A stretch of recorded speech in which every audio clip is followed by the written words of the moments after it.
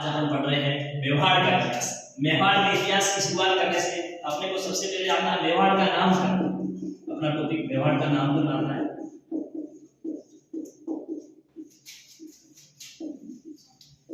मेवाड़ का नाम तीन विषय जैसे पहला क्षेत्र के अनुसार, राजवंश के अनुसार,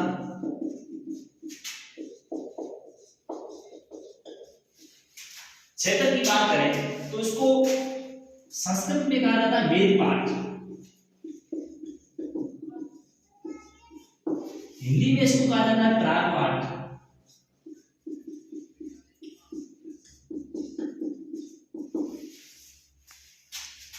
और महाभारत का काल में सुशील कहा जाता है। महाभारत काल में सीरी एक जनपद था, इसकी राजधानी थी मध्यनिका। मध्यनिका इसकी राजधानी थी, ये एक जनपद था। इसमें राजवंश की बात करें तो गुइल, यानी मेवाड़ वंश का संस्थापक था गुइल, उसके नाम से गुइल वंश भी इसको कहा जाता। राजवंश में नाम आता है सिसोदिया, यानी राणा हमीर सिसोदा गांव में रहते थे और इसके बाद इस शासक का सिसोदिया अपने घुमाते थे, इसलिए सिसोदिया वंश भी इसको कहा जाता है। इसके बाद में आता है कि मेवाड़ शब्द का शाब्दिक अर्थ क्या है। मेवाड़ का अर्थ, मेवाड़ का अर्थ क्या है? तो मेवाड़ का जो अर्थ है ये क्या है? ये मेवों से रक्षित थे, मेवों से रक्षित थे। मेव यानी लड़ाकू थे, चरवा थे, जो लड़ाकू थे उनसे ये रक्षित थे, उनसे ये सुरक्षित थे। ये मेवाड़ का क्या होता है? ये मेवाड़ का अर्थ होता है। अब आता है ये यहां तक भी हो गया, मेवाड़ के बारे में अपन पढ़ रहे हैं, मेवाड़ के इतिहास के बारे में, इसका नामकरण हो गया। नामकरण क्षेत्र के आधार पर, यानी कि इसको संस्कृत में वेदपाठ कहा जाता है, इसको हिंदी में प्रागपाठ, और महाभारत काल में इसको सिरी कहा जाता है। सिरी एक जनपद था जिसकी राजधानी मध्यनिका थी। इसके बाद राजवंश के आधार पर कहे तो इसको गुइल वंश भी कहा जाता है, क्योंकि इसका संस्थापक गुइल था। 500 शासक में गुइल ने इसकी स्थापना की थी। और राजवंश के आधार पर सिसोदिया भी कहा जाता है, क्यों? क्योंकि राणा हमीर सिसोदा गांव में रहते थे और इसके बाद में ये अपने आप को सिसोदिया वंश के मानने लगे। तो यहां तक अपना क्लियर हो चुका है। इसके बाद में प्रश्न आता है कि मेवाड़ का अर्थ, तो मेवाड़ का अर्थ था मेवों से रक्षित थी, यानी मेवों जो जंगल मेवों थे, यानी जो चरवा होते थे, जो लड़ाकू होते थे, उनसे ये रक्षित थे। अब आता है समझ।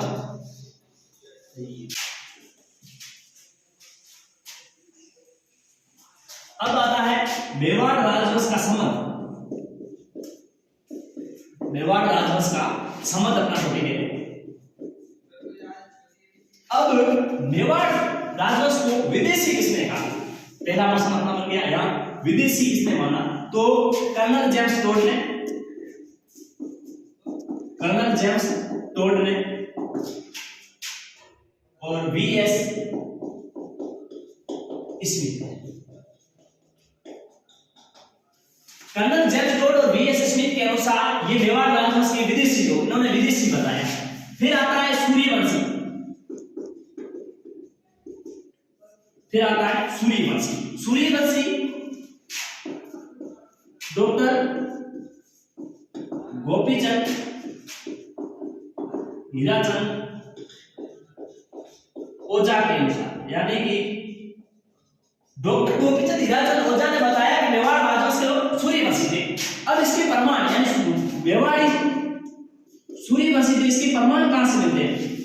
तो पहला प्रमाण, मेवाड़ी ध्वज पर, मेवाड़ी ध्वज पर सूर्य की आकृति।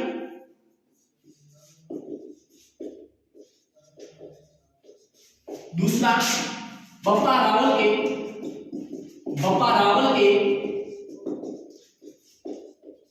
सिक्कों पर सूर्य की आकृति।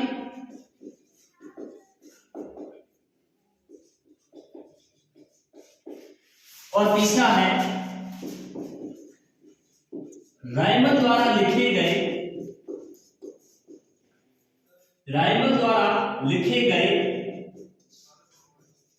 लेखों में सूर्य की जानकारी। अब देखो यहाँ मेवाड़ राजवंश का समझ पढ़ रहे हैं, उसमें विदेशी तो कहा कर्नल जेम्स टोड ने और वीएस स्मिथ ने। फिर अपना टॉपिक आता है जिसको सूर्यवंशी किसने बताया, तो डॉक्टर गोपीचंद हीराचंद ओझा के अनुसार ये सूर्यवंशी थी। इसके प्रमाण अपने को कहां से मिलते हैं, तो मेवाड़ी जो ध्वज है उसके ऊपर सूर्य की आकृति, और दूसरा है बाबा रावल ने जो सिक्के, बाबा रावल के जो सिक्के हैं उन पर सूर्य की आकृति मिली है, और तीसरा है रायमन द्वारा जो लिखे गए लेख हैं उनमें भी सूर्य की जानकारी मिलती है, और इससे अपने को ये पता चलता है ये सूर्यवंशी थे, ये इसके प्रमाण। अब अगला आता है, अब एक आता है ईरान के बादशाह, यानी कि अबुल फजल ने इनको क्या कहा, अबुल फजल ने बताया कि ईरान के शासक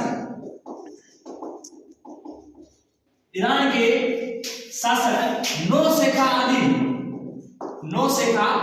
आदिल की संतान बताया, नौशेखा आदिल की संतान बताया, यानी कि मेवाड़ राजवंश को ईरान के शासक नौशेखा आदिल की संतान किसने बताया, तो अपना प्रश्न आता है, उत्तर आता है अबुल फजल, यानी अबुल फजल के अनुसार ये ईरान के शासक नौशेखा आदिल की संतान है, ये अबुल फजल ने बताया। फिर वल्लभी किसने बताया, प्रश्न आएगा वल्लभी किसने बताया, तो कविराज श्यामल दास के अनुसार, कविराज श्यामल दास के अनुसार ये वल्लभी शासक थे, ये कहां के शासक थे, ये वल्लभी शासक थे। वल्लभी शासक किसने बताया, कविराज श्यामल दास ने बताया, अर्थात विदेशी कर्नल जेम्स टोड और वीएस स्मिथ ने बताया, सूर्यवंशी डॉक्टर गोपीचंद हीराचंद ओझा ने बताया, इसके परिणाम मेवाड़ी ध्वज पर सूर्य की आकृति, बाबा रावल के सिक्कों पर आकृति, और रायमन द्वारा जो लिखे गए लेख थे उनमें सूर्य की जानकारी। इसके बाद में ईरान के शासक नौशेखा आदिल की संतान किसने बताया, अबुल फजल ने बताया। वल्लभी शासक किसने बताया, तो कविराज श्यामल दास जी ने बताया कि ये मेवाड़ी शासक वल्लभी थे। इसके बाद में अपना जो मुख्य टॉपिक आता है वो है, अब आता है इनके कुल देवता।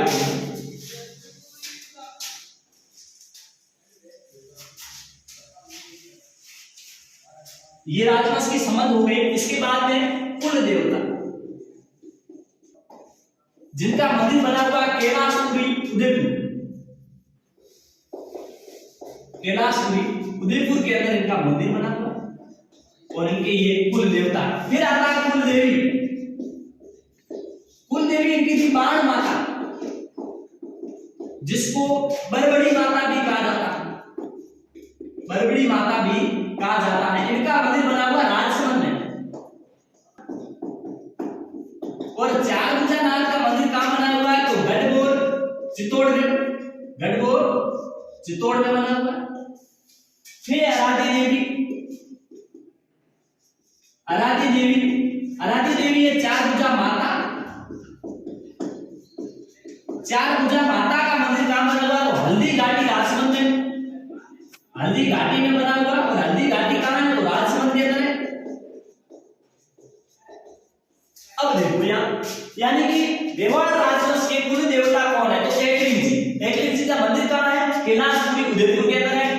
कुल देवी कौन है, बाण माता है, बाण माता को बरबड़ी माता भी कहा जाता है, और इनका जो मंदिर है ये राजसमंद में बना हुआ है। फिर इनके आराध्य देवता आता है, आराध्य देवता कौन है, तो चारभुजा नाग है, चारभुजा नाग जी का मंदिर कहां बना हुआ है, तो इनका मंदिर गढ़बोर चित्तौड़ के अंदर बना हुआ है। फिर आती है आराध्य देवी, आराध्य देवी कौन है, तो चारभुजा माता है, चारभुजा माता का मंदिर कहां बना हुआ है, तो हल्दी घाटी राजसमंद के अंदर बना हुआ है। ये अपन पढ़ते हैं। इसके बाद में अपन पढ़ते हैं इनकी शाखाएं। अब अपन पढ़ रहे हैं मेवाड़ राजवंश की शाखाएं।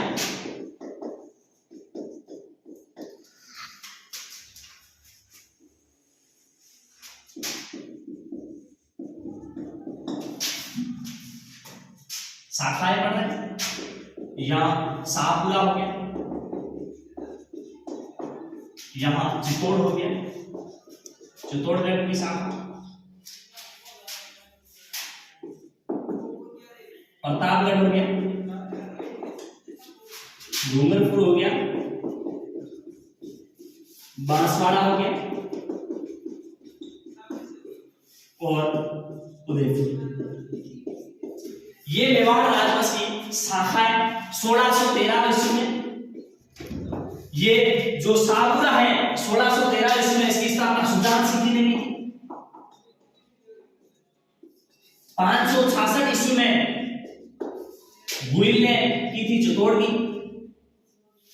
प्रतापगढ़ है, प्रतापगढ़ की जो स्थापना की थी ये की थी सूरजमल ने।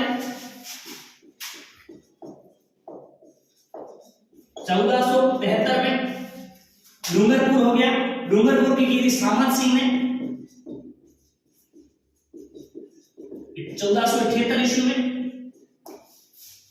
फिर आ गया बांसवाड़ा, बांसवाड़ा की थी जगमाल ने। फिर उदय सिंह 1559 में उदय सिंह ने की थी उदयपुर की स्थापना।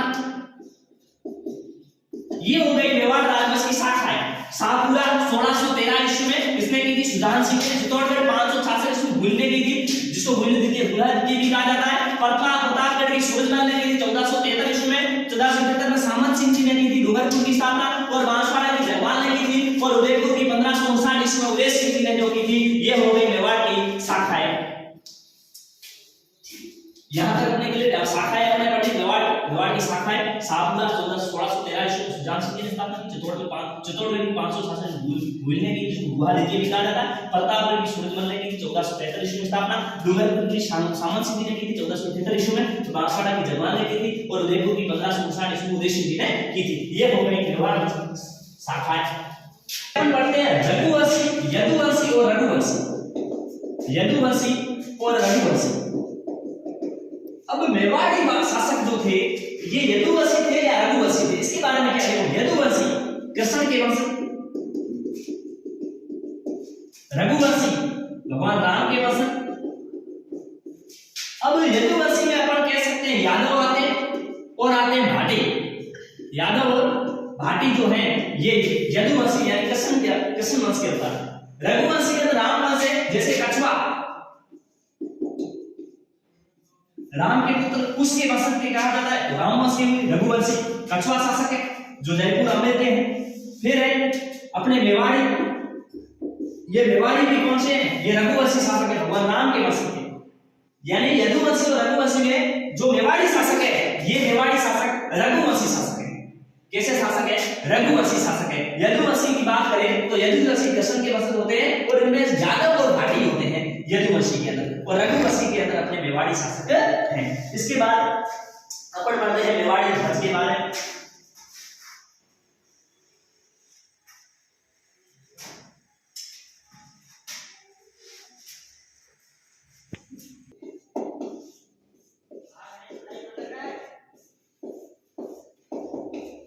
मेवाड़ी ध्वज।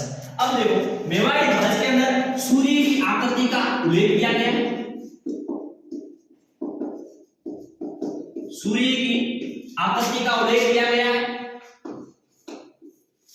इसके अंदर मेवाड़ी ध्वज के अंदर एक वाक्य लिखा गया है, अपन उसकी मेवाड़ का वाक्य भी कह सकते हैं। मेवाड़ का वाक्य, जो दृढ़ राखे धर्म को ती राखे करता, ये मेवाड़ का वाक्य है। जो दृढ़ राखे धर्म को ती राखे करता, ये मेवाड़ की जो ध्वज है इसके अंदर वाक्य लिखा गया है, और ये मेवाड़ी वाक्य भी कहा जाता है। जो दृढ़ राखे धर्म, जो दृढ़ राखे धर्म को ती राखे करता।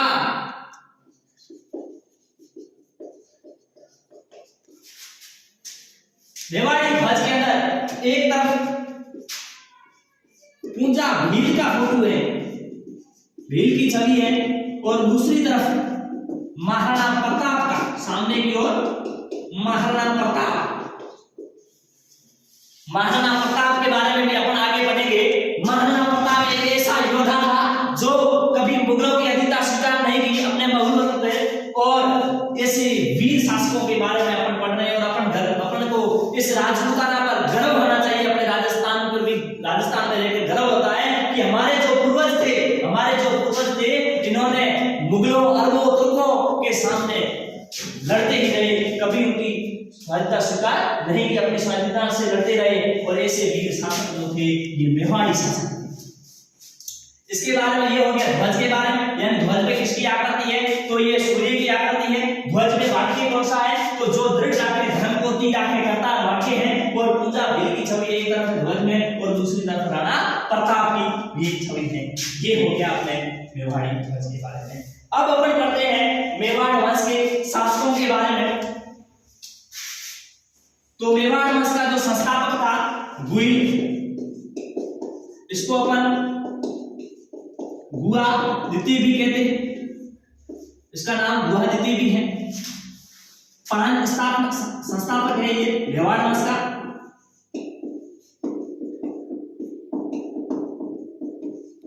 इसने मेवाड़ की कब स्थापना की? इसने 566 ईस्वी में, 566 ईस्वी में ये गुहिल मेवाड़ का संस्थापक बना, मेवाड़ का शासक बना 566 ईस्वी में। अब देखो इसके पिता का नाम था शिलादित्य, पिता का नाम था शिलादित्य, माता का नाम आता है पुष्पावती, माता का नाम है पुष्पावती। इसका लालन पालन किसने किया? इसका लालन पालन किया था कमलावती। और एक ब्राह्मण था जिसका नाम था विजयादित्य, विजयादित्य नामक ब्राह्मण था, ने इनका लालन पालन किया। अब देखो ये मूल रूप से कहां थे? ये गुजरात के थे। ये गुजरात में भी कई ने बताया, जैसे श्यामल दास ने बताया ये वल्लभी थे, तो ये मूल रूप से गुजरात के थे। शिलादित्य इसके पिताजी, यानी गुहिल के जो पिताजी शिलादित्य थे, ये गुजरात के थे। अब देखो गुजरात में ही रहते थे, गुजरात के शासक थे, लेकिन इनका पुत्र नहीं हो रहा था, इनका पुत्र नहीं हो रहा था। तो किसी ने कहा, जैसे अपने भी कोई नहीं कोई कहता है कि आप मंदिर जाओ, आपकी भगवान जरूर जरूर मनोकामना सुन, अपने का मनोकामना सुनेंगे तो आप भगवान के यहाँ मंदिर जाओ। तो उसी प्रकार इनको किसी ने बताया कि आप गुजरात के अंबाजी माता के मंदिर जाओ, अंबाजी मंदिर जाओ, और अंबाजी माता आपकी ये मनोकामना सुन लेगी और आपको जल्द से जल्द एक पुत्र देगी। ठीक है, शिलादित्य और पुष्पावती दोनों जाते हैं अंबाजी। वहां जाते हैं तो वहीं रहने का ये विचार बनाते हैं कि यहीं कुछ दिन अपन रहते हैं। तो वहां रहते कुछ समय तक वो वहां रहे। तो शिलादित्य को आया कि अरबी जो है, अरबों ने गुजरात पर हमला कर दिया। अब जब गुजरात पर कब्जा करने की कोशिश कर रहे हैं अरबी, तो शिलादित्य को वहां जाना पड़ा। और गर्भवती थी पुष्पावती को कहा तुम यहीं रहो, मैं जा रहा हूं, क्योंकि वहां किसी कोई कब्जा करना है तो वहां जाना पड़ेगा, अरबी कर रहे हैं। अब क्या हुआ, गुजरात के अंदर अरबों ने हमला किया तो उसमें शिलादित्य वीर गति को प्राप्त हो गया। अब शिलादित्य वीर गति को प्राप्त हो गया तो ये अंबाजी मंदिर के पास एक गुफा में रहती थी पुष्पावती को पता लगा कि शिलादित्य जी तो वीर गति को प्राप्त हो गए। तो इसने कहा चलो अब मेरे गर्भवती में एक बच्चा है, तो मैं बच्चे को जन्म देने के बाद ही सती हो सकती हूँ, पहले तो हो नहीं सकती। तो इसने उसके 15 दिन बाद अपने पुत्र को जन्म दिया जो गुहिल था। उस पुत्र को जन्म दिया और पुत्र को जन्म दिया, तब वो पुत्र को जन्म देकर उसके बाद इसने कहा अब मैं सती हूँ। तभी पड़ोस के अंदर ब्राह्मण रहते थे और उसने विजयादित्य को बुलाया। विजयादित्य गया पास में, तो इसने इसे पौड़ी में लपेट कर उसको विजयादित्य को दे दिया। तो विजयादित्य ने कहा कि ये पता नहीं क्या, मुझे रानी साहब मुझे सोना वगैरह दे रही है, ये भी रानी साहब सती हो रही, मुझे धन दे रही है। तो विजयादित्य ने दे दिया। तभी लिया, तब बच्चे की जैसे आवाज आएगी रोने की, तब विजयादित्य ने कहा मैं इस पाप का भागीदार नहीं बन सकता, ये मैं नहीं कर सकता रानी साहब, मैं नहीं दे सकता। तब उसने कहा पुष्पावती ने, मैं वचन देती हूँ, मैं तुझे विजयादित्य, मैं तुझे वचन देती हूँ कि तू इसकी 10 पीढ़ी, ये बहुत बड़ा राजा बनेगा और इसकी 10 पीढ़ी ब्राह्मणों का मान रखेगी, ब्राह्मणों का सम्मान करेगी।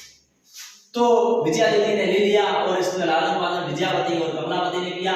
और इनकी जो गुहिल की राजधानी थी, इसकी राजधानी का नाम आए तो राजधानी थी नागदा, नागदा थी अपनी राजधानी। अब देखो हमने सबसे पहले पढ़ा मेवाड़ वंश के बारे में, आज अपन पढ़ रहे थे। सबसे पहले पढ़ा उसका नामकरण। तो नामकरण पे हमने चर्चा की कि क्षेत्र के अनुसार उसको वेदपाठ संस्कृत में कहा जाता है, हिंदी में उसे प्रागवाल कहा जाता है, और शिवी महाभारत काल में उसे शिवी कहा जाता था। शिवी जो जनपद था उसकी राजधानी मदेविका या उसे नगर भी कहा जाता है। इसके बाद में अपने पढ़ा वंश के आधार पर उसको गुहिल भी कहा जाता है, क्योंकि गुहिल संस्थापक था मेवाड़ वंश का, इसके नाम से भी राजवंश का नाम है। दूसरी ओर इसको सिसोदिया वंश भी कहा जाता है, क्योंकि राणा वीर सिसोदा गांव में रहते थे और उसके बाद में वो सिसोदिया कहलाए। इसके बाद में अपने नामकरण पढ़ा, नामकरण के बाद में अपने मेवाड़ी वंश के संबंध भी पढ़े। संबंध में तो कर्नल जेम्स टोड और वीएस स्मिथ ने इनको विदेशी बताया, मेवाड़ी शासकों को कहा ये मूल रूप से विदेशी थे। फिर बात आती है सूर्यवंशी, तो सूर्यवंशी डॉक्टर हीराचंद गोपीचंद ओझा ने कहा और इन्होंने कहा कि ये तो सूर्यवंशी है। तभी इसके परिणाम भी मिलते हैं। परिणाम कहां से मिले? पप्पा रावल के सिक्कों पर आधारित सूर्य की आकृति और मेवाड़ी ध्वज पर सूर्य का उल्लेख, और तीसरा है जो रायमल द्वारा लिखे गए लेख हैं उसमें भी सूर्य की जानकारी। इसके बाद में अपन ने पढ़ा कि ये जो शाखाएं इसकी पढ़ी, शाखाएं उदयपुर थी, उदयपुर की स्थापना उदय सिंह जी ने की थी जो 1559 ईस्वी में की थी। फिर अपन ने पढ़ा राजसमंद शाहपुरा पढ़ा, शाहपुरा की 1613 ईस्वी में सुजान सिंह जी ने की थी। फिर अपन ने डूंगरपुर पढ़ा, सूरजमल ने की थी जिसकी स्थापना 1473 ईस्वी में। फिर पढ़ा डूंगरपुर जिसकी 1178 ईस्वी में सामंत सिंह जी ने की थी। फिर पढ़ा अपने बांसवाड़ा जिसकी स्थापना जगवाल ने की थी। ये इनकी शाखाएं पढ़ी। शाखाएं पढ़ने के बाद में अपने इसको रघुवंशी और यदुवंशी के आधार पर पढ़ा। ये जो मेवाड़ी शासक थे ये रघुवंशी थे और भाटी जो यादव होते हैं वो यदुवंशी किस्म के वंशज होते हैं और ये रघुवंशी है। ठीक है, इसके बाद में अपने पढ़ा कि किस प्रकार इनका मेवाड़ी ध्वज था। मेवाड़ी ध्वज में एक और पूजा भील का फोटो है, दूसरी ओर राणा प्रताप का चित्र है और इस पर सूर्य की आकृति का उल्लेख किया गया है। और इसका वाक्य है जो है जो दृढ़ राखे धर्म को ती राखे करता। अब मैं एक और बात बता दूं कि ये जो मेवाड़ वंश है ये राजस्थान का सबसे प्राचीन राजवंश है। यानी राजस्थान का बात करें या अपन विश्व की भी बात करें तो विश्व का भी ये राजस्थान का ही नहीं विश्व का भी ये सबसे प्राचीन राजवंश है जो मेवाड़ राजवंश है। यानी इसके जो स्टार्टिंग थी, जैसे गोहिल की शुरुआत करें, इसके हर एक शासक बहुत योद्धा थे और अपना राज घराना अच्छे से किसी की उन्होंने स्वाधीनता अभी तक किसी की स्वाधीनता स्वीकार नहीं की और अपने बलबूते पर ये चलते रहे। धन्यवाद। आगे हम पढ़ेंगे गोहिल के, अगले एपिसोड में हम पढ़ेंगे गोहिल के अलावा जो जितने भी मेवाड़ी शासक थे उनके बारे में जानकारी प्राप्त करेंगे, उनके बारे में अपन पढ़ेंगे, उनका अध्ययन करेंगे। आज के लिए इतना ही। हमने मेवाड़ वंश के बारे में कुछ जानकारी प्राप्त की, उसके बाद में हमने किस प्रकार गोहिल के बारे में गोहिल के वंश के बारे में जानकारी प्राप्त की। इसके बाद धन्यवाद। कल हम पढ़ेंगे आगे।